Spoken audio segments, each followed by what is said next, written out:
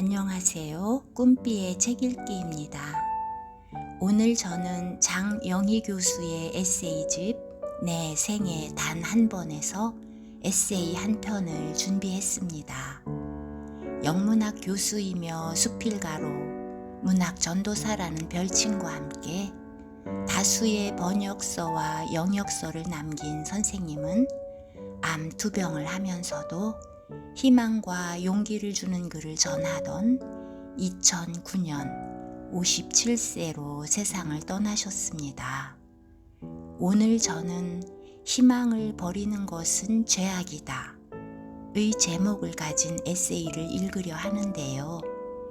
선생님은 이 글에서 명작 해밍웨이의 노인과 바다를 통해 느꼈던 진정한 인간다움은 무엇이며 우리는 어떻게 살아야 하는가의 질문을 조용히 건네시는 듯 합니다. 이 글을 들으시며 저와 함께 그 답을 생각할 수 있는 좋은 시간 되시기 바랍니다. 구독과 좋아요로 응원해 주시면 감사하겠습니다.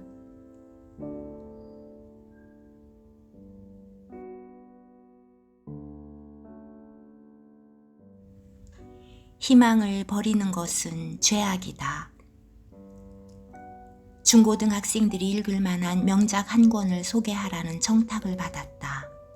하지만 명작 읽기를 업으로 삼는 사람으로서 내가 읽은 수많은 명작 중에서 한 권만을 뽑아 소개한다는 것은 내가 아끼는 물건들 가운데 딱 한 가지만 골라야 하는 것처럼 부담감과 망설임이 따른다.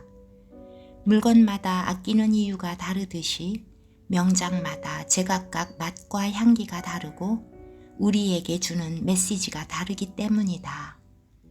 어떤 작품은 등장인물이 마음에 드는가 하면 또 어떤 작품은 문체가 아름답고 강렬해서 또 어떤 작품은 감동과 여운이 특별해서 아끼고 싶다. 그런 의미에서 해밍웨이의 노인과 바다는 이 세 가지 조건을 모두 갖춘 작품이라고 할 수 있다. 20세기 미국 소설의 학기말 시험에 호기심 삼아 한 학기 동안 읽은 작품 중 가장 인상 깊었던 책을 적고 그 이유를 짤막하게 적으라는 문제를 냈다. 그런데 6편의 소설 중 노인과 바다가 단연 가장 많은 투표를 얻었다. 학생들은 그 이유로 길이가 짧아서, 다른 작품에 비해 영어가 쉬워서 라는 엉뚱한 이유들과 함께 노인의 인내심이 존경스러웠다. 이야기를 통해 삶에 대한 근성을 배웠다. 어떻게 살아야 하는가에 대한 해답을 찾았다. 등등의 이유를 댔다. 학생들이 말하듯 부담 없는 길이의 쉬운 문체, 그리고 어떻게 살아가야 하는가에 대한 답을 주는 책, 해밍웨이의 후기 대표작이자 1954년 노벨 문학상 수상작이기도 한 노인과 바다의 줄거리는 다음과 같다. 산티아고 노인은 하바나에서 고기를 낚으며 근근히 살아가는 가난한 어부이다. 일생을 바다에서 보낸 그는 이제는 노쇠하지만 이웃 소년 마놀린과 함께 배를 타며 어부로서의 삶에 만족하며 살아간다. 그러나 84일 동안 계속해서 고기를 한 마리도 낚지 못하자 소년의 부모는 소년을 다른 배의 조수로 보낸다. 산티아고 노인은 혼자 먼 바다까지 나가고 그의 낚시에 거대한 돛새치 한 마리가 걸린다. 사흘간의 사투 끝에 노인은 대어를 낚아 배 뒤에 매달고 귀로에 오른다. 그러나 돛새치가 흘린 피냄새를 맡고 상어떼가 따라오고 이를 물리치기 위해 노인은 다시 한번 목숨을 건 싸움을 벌인다. 노인이 가까스로 항구에 닿았을 때 그가 잡은 고기는 이미 상어떼에 물어뜯겨 앙상하게 뼈만 남은 후다. 노인은 지친 몸을 이끌고 가까스로 언덕 위에 있는 오두막으로 가서 정신없이 잠든다. 노인이 잠든 사이 소녀는 노인의 상처투성이 손을 보고 눈물을 흘린다.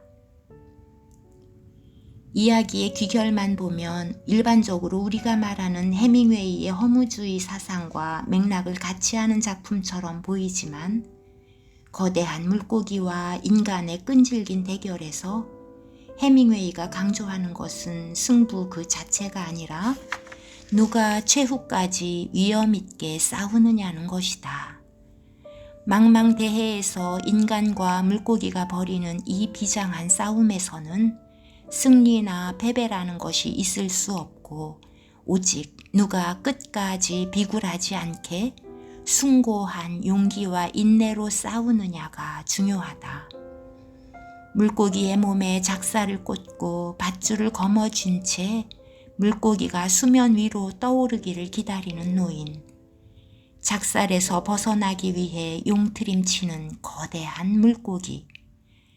물고기와 노인의 이러한 팽팽한 대결은 서로가 목숨을 내놓고 싸우는 영예로운 싸움이다.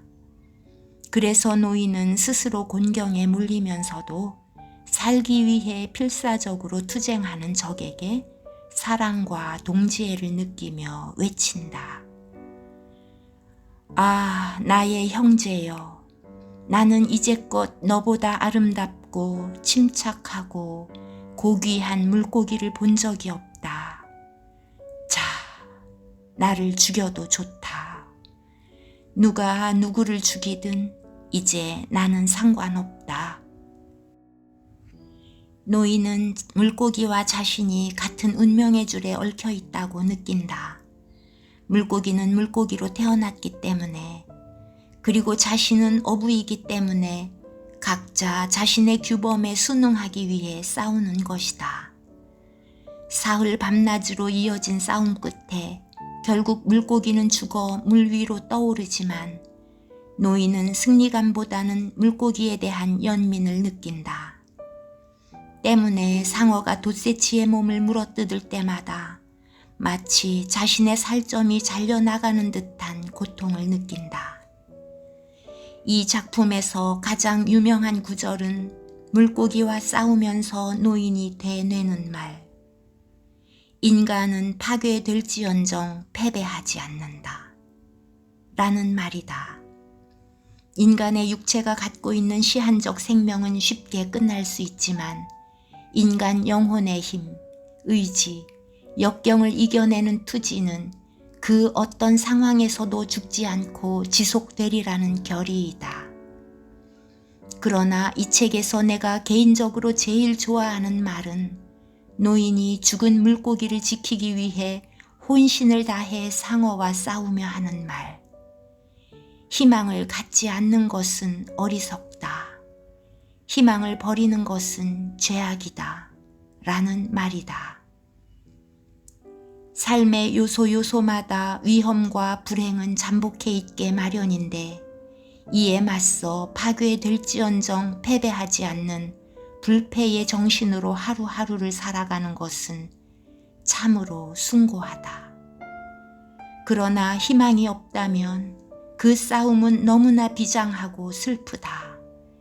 지금의 고통이 언젠가는 사라지리라는 희망, 누군가 어둠 속에서 손을 뻗어주리라는 희망, 내일은 내게 빛과 생명이 주어지리라는 희망, 그런 희망이 있어야 우리의 투혼도 빛나고 노인이 물고기에 대해 느끼는 것과 같은 삶에 대한 동지애도 생긴다.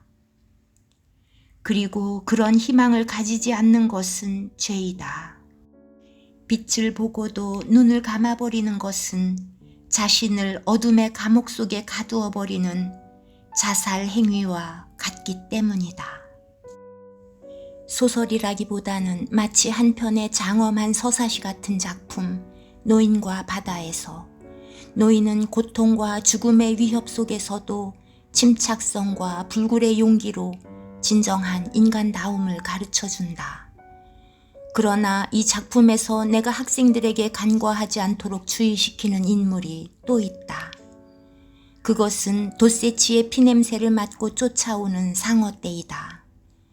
긴박하고 위험한 투쟁을 택하기보다는 남의 전리품을 약탈하기 위해 배를 공격하는 상어떼는 노인과 도세치와의 정정당당한 싸움과는 대조적이다.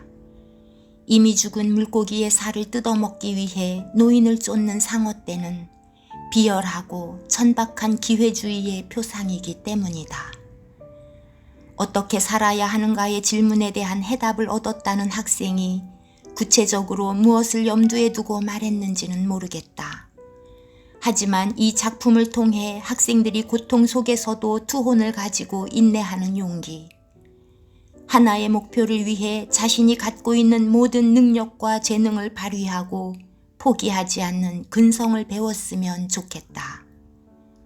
또 위험 속에서도 끝까지 희망을 잃지 않는 순수함을 배웠으면 좋겠다. 하지만 무엇보다도 나는 이 책을 통해 어린 학생들이 어떻게 하면 상어떼처럼 살아가지 않을 수 있는가에 관한 교훈을 얻었으면 한다. 어른들이 걸핏하면 써먹는 상어떼와 같은 수법, 즉 노력하지 않고 호시탐탐 기회만 노리다 남의 것을 덥석 새치기 하는 야비한 기회주의. 남이야 아파하든 말든 목적 달성을 위해서라면 주저하지 않고 남을 짓밟고 일어서는 비열한 편의주의. 그리고 어차피 세상은 혼자 싸우기에는 너무 무서운 곳이라고 미리 단정짓고 불의인 줄 알면서도 군중에 야합하는 못난 패배주의를 배우지 않았으면 좋겠다. 그리고 노인의 상처투성이 손을 잡고 연민의 눈물을 흘리며 계승을 다짐하는 소년의 마음이 우리 학생들의 마음이었으면 좋겠다.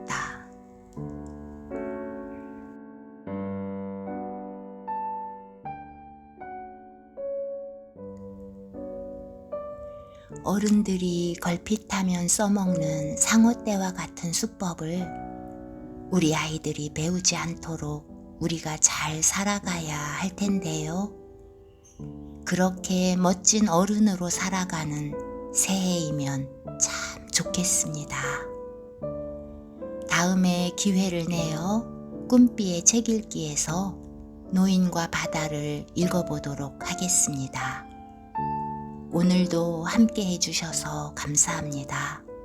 안녕히 계세요.